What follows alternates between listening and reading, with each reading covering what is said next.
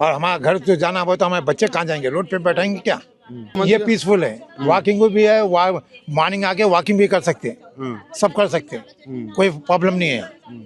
అది పైసలు ఎవరితోనే తీసుకొస్తున్నావు, ఎవరు ఇన్కమ్ ట్యాక్స్ కడుతున్నావు, వాళ్ళు ఆయన చెప్తేనే సీఎం చెప్తేనే వస్తలేదు. అది పబ్లిక్ పైసలతో చేస్తామంటే నేను కూడా అది చేసుకోవచ్చు, ఎంజాయ్ చేసుకోవచ్చు, అందులో బాధ లేదు. అది ఏమున్నది లే మూసి మాసం అంటే నేను 509 మీటర్స్ పోయి 50 అయిపోయింది, 50 పోయి 100 అయిపోయింది, 100 మీద 500 మీటర్స్ అవుతుంది. ఎవరు ఏం నమ్మకం ఉన్నది, రాసేది ఏమున్నది? మీ రాత్రి చేంజ్ అవుతుంది, జియో చేంజ్ అవుతుంది, మొత్తం చేంజ్ అవుతుంది. నెక్స్ట్ టైం ఈయన రారు. ఎందుకు అంటే ప్రతి మనిషికి హార్ట్ బ్రేకింగ్ చేస్తున్నాడు.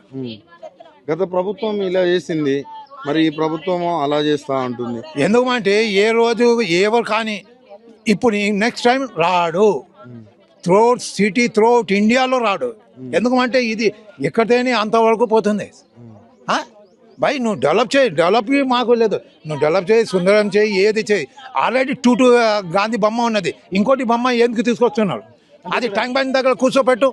ఇట్లా మనం ఉంటే మాకు మంచిది, మేము కూడా వాకింగ్లో వస్తాం. భాయ్ ఇల్లు ఉన్నది, ఇల్లు పక్క మేము రావచ్చు, ఒప్పుకోవచ్చు.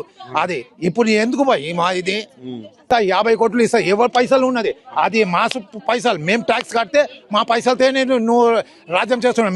మేము శాలరీ ఇస్తున్నాం, మీ శాలరీ గవర్నమెంట్ వాళ్ళకి మేము ఇస్తున్నాం, వేరే వాళ్ళు ఇస్తలేరు. ట్యాక్స్ కడితే మీ పైసలు, మీ శాలరీ వస్తుంది. ఇష్టం లేదు, ఆయన పగ ఉన్నది, సీట్ రాలేకుంటే పగ వచ్చేసింది ఆయనకి, అందుకని ఇది పగ తీసుకుంటున్నాడు.